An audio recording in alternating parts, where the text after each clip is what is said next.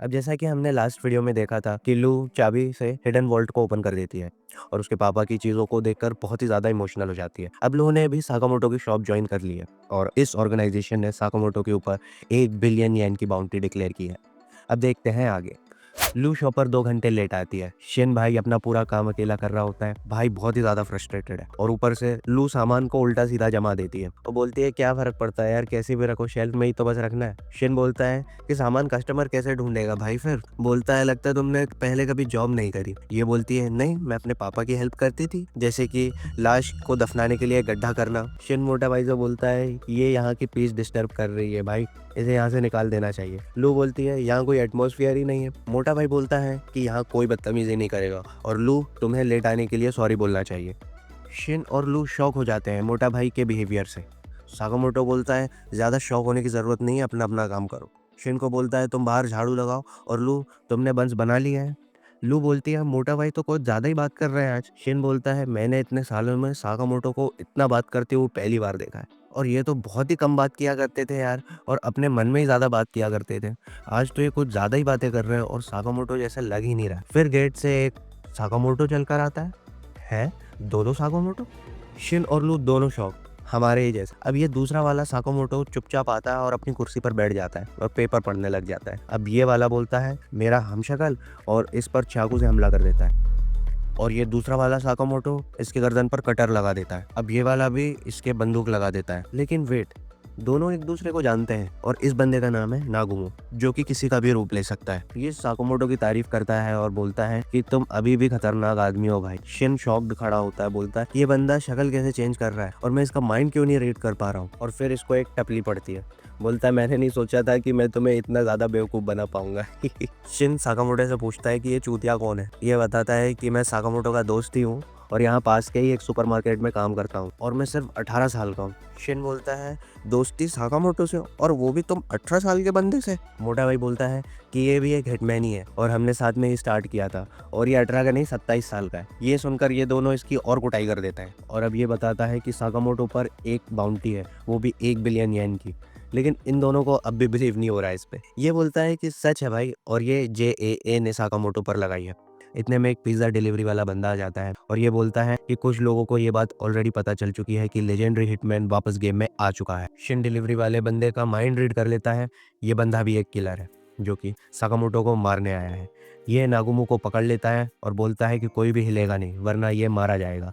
लेकिन अपना मोटा भाई कोई डैम नहीं देता और पिज्जा ठूसता रहता है। इतने में नागुमो ही उल्टा इसको निपटा देता है। साकामोटो नागुमो को इसे जान से मारने से रोकता है। नागुमो कहता है कि तुम लोगों को बिना मारे इस झमेले से कैसे निकलोगे मेरे भाई, कैसे उन किलरों से बचोगे, हमसे कैसे बचोगे।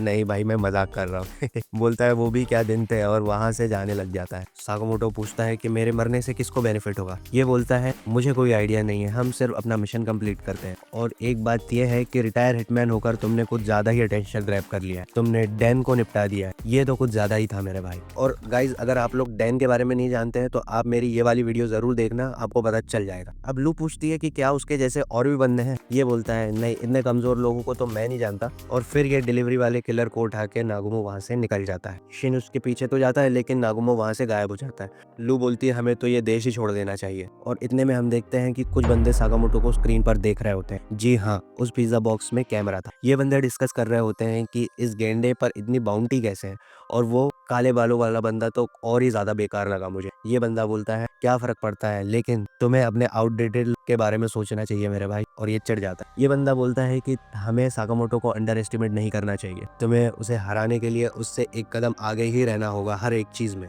ऐसा मौका ढूंढो और उसको मारो कि वो कुछ भी ना कर पाए। और हमारे सामने इस ऑर्गेनाइजेशन का नाम रिवील होता है जो कि होता है डॉन डेकाई। फिर ये कहता है कि हम ऐसे ही करते हैं यहाँ पर, अगर तुम केयरफुल नहीं रहोगे तो ये बंदा तुम्हें आराम से निपटा डालेगा। ये बंदा बोलता है कि क्या ये एक ऑर्डर है। ये बोलता है कि 5 साल पहले रिटायर हो चुका वो बंदा क्या ही कर पाएगा हमारा। इतने में हमारा साकामोटो स्क्रीन पर इन लोग को एक वार्निंग देता है और कहता है अगर तुम लोग मुझे ऐसे ही स्टॉक करोगे तो मैं तुम्हें नर्क तक खुद छोड़कर आऊंगा। ये लोग शॉक हो जाते हैं, कहते हैं इस बंदे को कैमरे के बारे में कैसे पता। और हमारा साकामोटो भाई शूट कर देता है।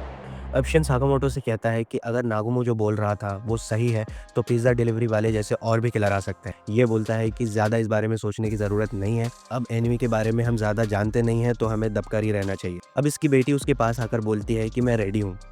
भाई अपना क्वेश्चन मार्क। बच्ची बहुत ही ज़्यादा एक्साइटेड है, भाभी जी भी बोलती हैं कि मैं कल जल्दी उठकर सबके लिए खाना पैक कर दूँगी। इसी बीच मोटा भाई काँपने लग जाता है और कहता है कि शिट! मैं भूल गया था। अब नेक्स्ट सीन में हम एक अम्यूज़मेंट पार्क में होते हैं। सब राइड बहुत एन्जॉय कर रहे होते हैं, लेकिन मोटा भाई और लू को उल्टी आ रही होती है। शिन बोलता है, मैं अभी डॉक्टर को बुला लेता हूँ। भाभी जी कहती है कि बहुत समय बाद हम लोग ऐसे बाहर घूमने आए हैं दोस्त लोग के साथ, और वो इस बात को लेके बहुत ही ज़्यादा खुश है। अब साकामोटो को एकदम से नागुमो की बात याद आती है। अब शिन लू को समझाता है हमारा मिशन क्या है। पहला एनिमीज़ को रोकना है, दूसरा फैमिली टाइम। लू कहती है यहाँ पर तो इतने लोग हैं, हम करेंगे क्या अगर एनिमी आए तो। शिन उसे इधर उधर देखने के लिए मना करता है। वो कहता है टेंशन मत लो, यहाँ कोई एनिमी नहीं है। लू कहती है तुम्हें कैसे पता। बोलता है कि नॉर्मल कंडीशन में मैं 30 मीटर के रेडियस तक लोगों के माइंड रीड कर सकता हूँ, और अगर कोई मारने के इंटेंशन से आया तो मुझे पता चल जाएगा। लू कहती है तुम बड़े हरामी हो यार, मेरा माइंड भी पढ़ लेते होगे तुम तो। वो मना कर देता है। जैसे एक रेडियो को ट्यून करना पड़ता है, वैसे ही मुझे भी अपने माइंड को ट्यून करना पड़ता है। एक एनिमी उन्हें अप्रोच करता है। अब ये एक जेनेटर है। लू फैमिली को डाइवर्ट करती है, और अब ये दोनों एक दूसरे को क्रॉस कर रहे होते हैं, और जेनेटर चाकू निकालकर हमला कर देता है। क्या वो हमला लैंड कर पाएगा? चलिए आगे देखते हैं। सागोमोटो पेन निकालकर और बिना देखे उसकी छाती में भोंक देता है, और अब लू और शिन पीछे से उसको वहां से लेकर निकल जाते हैं। लू बोलती है सागोमोटो तो बहुत ही खतरनाक आदमी है भाई, उसने बिना देखे ही इसको निपटा दिया।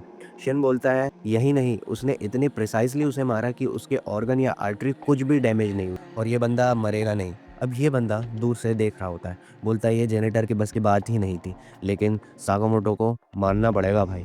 अब इसके हाथ में साकामोटो की टीम की इन्फॉर्मेशन। अब शिन थोड़ा सा सस्पिशियस है, और ये बंदा उसके पीछे से निकल जाता है, और उससे पता भी नहीं चलता। पता नहीं, लेकिन ये बंदा एक अलग वाइब दे रहा है मुझे। आपको क्या लगता है गाइस? चलिए देखते हैं। अब ये लोग वापस एक और राइड में बैठ जाते हैं, लेकिन उस राइड में कोई और भी बंदा है जिससे अब शिन स्पॉट कर लेता है, लेकिन वो श्योर नहीं है। ये बंदा समझ जाता है कि वो स्पॉट हो चुका है, लेकिन अब शिन 100% श्योर है कि ये बंदा ही किलर है। शिन बात मोटा भाई को बता देता है। किलर मोटा भाई के जस्ट पीछे ही बैठा है। वो उसे शूट कर देता है, और बुलेट उसके चश्मे पर लग जाती है, लेकिन साकामोटो ने बुलेट प्रूफ ग्लास पहना था। शिन अपना सेफ्टी बार हटा देता है और जंप करता है। भाई अलग ही डैशिंग लगता है यार। फिर शिन किलर के ऊपर कूद जाता है और उसका बार भी हटा देता है, और उसको लेकर नीचे कूद जाता है। भाई ये तो मेरा फेवरेट सीन है गाइस, आप बताओ। ये किलर शिन को दूर फेंक देता है, और ये दोनों आमने सामने। किलर बोलता है भाई तू पागल है क्या, मुझे मार ही डालता आज तो। शिन बोलता है आज साकामोटो छुट्टी पर, उसे परेशान मत करो, और इतना ही है तो मेरे साथ दो दो हाथ कर। शिन किलर का माइंड रीड नहीं कर पा रहा। अब एकदम से रोलर कोस्टर राइड उसके पीछे आ जाती है। भाई जंप करता है, और किलर भी जंप करता है, और किलर हवा में ही नाइफ फेंक देता है।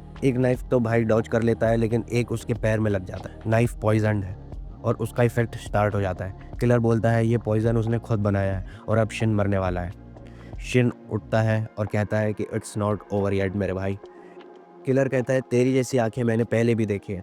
ओह हाँ, ये तो साकामोटो की आई जैसी है। उसकी आंखों में भी मौत का डर है। शिन बोलता है बकवास मत कर। किलर कहता है जो ज्यादा जीने की इच्छा रखता है वो ही कमजोर होता है। शिन बोलता है तू पागल हो गया है, तू साकामोटो को जानता नहीं है। वो और मौत से डर बिल्कुल भी नहीं, लेकिन उसके पास एक फैमिली है जिसे वो प्रोटेक्ट करना चाहता है, और ये उसकी लाइफ का टफेस्ट मिशन है। और इंसान ज्यादा खतरनाक हो जाता है जब उसे किसी को प्रोटेक्ट करना हो। भाई का डायलॉग यार एक नंबर। फिर किलर बोलता है अब तक तुम अंधे हो गए होगे पॉइजन के इफेक्ट से, तो फालतू बकवास मत करो। शिन बोलता है इट डजेंट मैटर नाउ, और फिर से एक राइड उनके पीछे आ जाती है, और वो अगेन जंप करते हैं। लेकिन किलर नोटिस करता है कि शिन ने बहुत लो जंप ली है, और शिन राइड पर बैठकर किलर को पकड़ लेता है और मुंह पर ठूसे ही ठूसे मारता है। किलर उस पर भी अटैक करने लग जाता है, और अब शिन किलर के साथ इस सेट पर गिर जाता है। अब शिन ये बनी वाली कॉस्ट्यूम में है, और बोलता है कि अब मैं तुम्हें मजा चखाता हूँ। किलर बोलता है जो भी हो तुम देख तो सकते हो नहीं। इतने में एक जोरदार पंच लैंड हो जाता है। किलर कंफ्यूज्ड है कि ये कैसे हो सकता है। अब किलर भी अटैक करता है, लेकिन शिन उस पर फिर से एक जोरदार अटैक कर देता है। किलर को समझ नहीं आ रहा है कि ये मूव उस पर कैसे लैंड हो रहा है। ऑडियंस में मोटा भाई बैठा है, और वो बड़ी गौर से इस फाइट को देख रहा है। फिर हमारे सामने रिवील होता है कि मोटा भाई अपने माइंड से शिन को गाइड कर रहा है। किलर को मूव्स देखकर अपनी आंखों पर बिलीव ही नहीं हो पा रहा है कि पॉइजन का इफेक्ट होते हुए भी ये कैसे लड़ पा रहा है। शिन फाइनल ब्लो लैंड कर देता है और फाइट जीत जाता है। मोटा भाई शिन को थम्स अप करता है, और ये एपिसोड यहाँ पर खत्म हो जाता है। लेकिन गाइस आप कमेंट्स में गेस करिए कि शिन के पॉइजन का क्या होने वाला है। नेक्स्ट वीडियो जल्दी आने वाली है, तो चैनल को सब्सक्राइब कर लेना, बेल आइकन को ऑन कर लेना, ताकि वीडियो जब भी आए